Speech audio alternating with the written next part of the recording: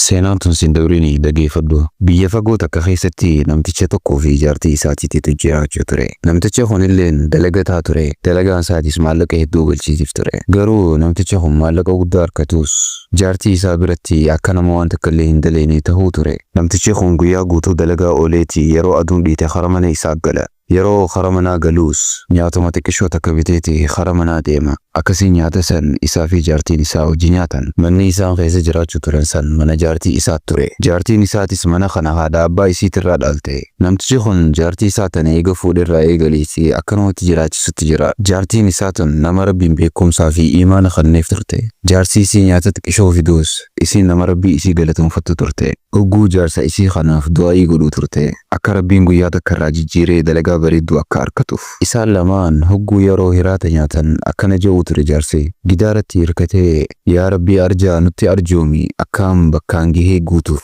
Hogguu yeroo namtichi kun akkana jedhu jaartiin isaa dhageeffattee ajaa'ibuu turte. Dhiiroo jaarsa kiyya maal guutuu barbaadeeti. Hogguutuu akkanatti rabbi kadhatuuf. Yeroo dubbii tana xiinxalte akkana jette. Jaarsa kiyya dalagaa barbaadu guyyaa guutuu ni deddeema. Akkasitti nyaata xiqqishoon kun garaasaa guutuu dadhabe. Saniif yaa rabbii arjaa nutti arjoomi je'ee na fakkaata jettee nyaata isii cinaa nyaattee akka nama quufeetti jaarsa isiitiif dhiisuu turte. Garuu jaartiin isaa tun waan takka hin beekne ture. Namtichi kun nama dalagaa dhabee miti. Guyyaa guutuu dalagachaati oola.